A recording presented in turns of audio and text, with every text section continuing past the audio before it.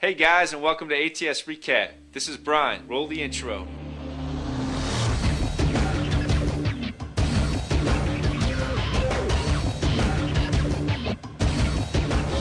This thread started by all your chips, and it just came out. It hasn't received a lot of attention, so check it out. China increases economic ties with Africa. A new era of colonialism for Africa. This article originated on Al Jazeera and is titled The King Cobra and the Dragon. China's increased engagement with Africa is the subject of great controversy. People from the West are saying that China's commercial interests in Africa are a new form of colonialism. What most don't understand is that Zambia and China's relationship dates back to the 60s, when the country's first president traveled to Beijing in search of money to build a major railroad after the Western countries didn't offer to help. But there have been some recent events lately that haven't ended so well. For example, in 2005, a dozen Zambian workers died in an accident at a Chinese-owned explosives factory. And in 2010, Chinese supervisors fired shotguns at Zambia coal mine workers who demanded higher pay and better working conditions. So the main question being asked here, who is the better partner for Africa? China, Europe, the United States? And will the newly elected president, Michael Sada, aka King Cobra, help with future Chinese relations? Comment on in by clicking below. A question authors this thread: living forever?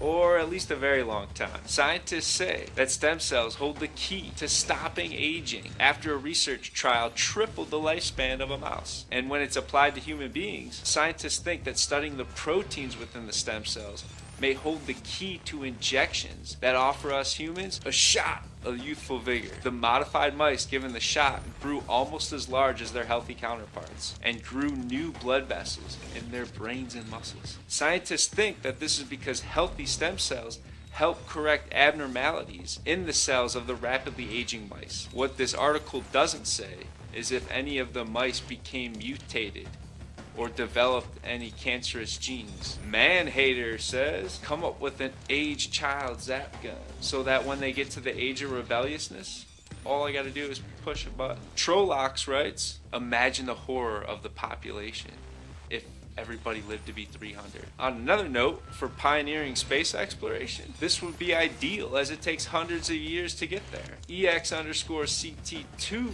responds with, I don't really understand why anybody would want to spend more time than their naturally allotted time in the shithole anyway. Where we go from here has got to be better than this. ATS, what side of the story are you on? Yes, I want to live longer. Or no, when I die, and I don't risk the chance of being mutated.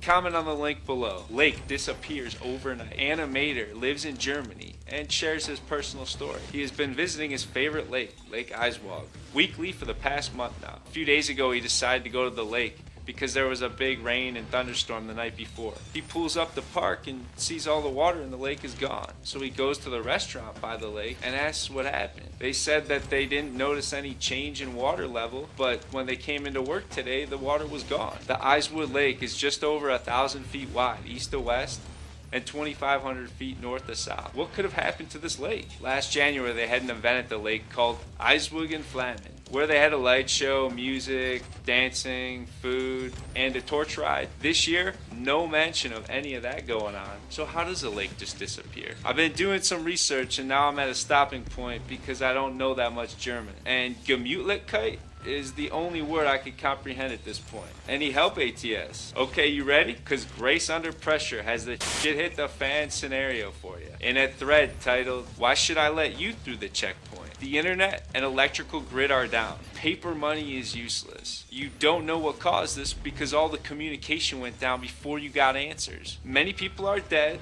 and some survivors had fled to rural towns in search of clean water, food, and shelter. You are traveling on foot and whatever you can carry in your backpack. You come across a gated community protected with armed civilian guards. You can hear running water and smell the aroma of food cooking within the community walls. The gatekeeper says, we're a small, self-governed, self-sustainable community, and we must be selective of who we let through these doors. If you contribute to the community in some meaningful way, you can stay. Give me 1 to 3 abilities, skills, or attributes you can offer the community. Jim C5499 says, I'm an engineer with strong hands, heavily armed, and explosives experience. That's enough for me.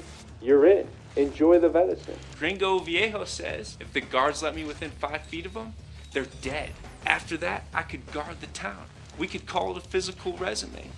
Either way, I'm in. You'll have to convince us at a safe distance. And that's going to be harder now because you've shown to be an aggressive plotter. Get ready already, he says. Why would I want in your sitting duck compound? Maybe I'll interrogate the folks that venture outside to learn what happened. And then I'll head to my prearranged safe zone. I have no desire to be locked behind walls of a compound when enemy troops, aliens, or viruses come around. Miley Subnet writes, although the comforts you are enticing me with sound divine, I think I will pass on communal living for a little while longer. Okay, maybe later. High-tech hippie says, I'll show you how to control, manipulate, and brainwash members so they'll trust anything you'll say. Sorry, hippie. I think we've had enough brainwashing for now. What would you say to get through the checkpoint? The best response down below with the most stars wins a $25 Amazon gift card. Yeah, you're welcome.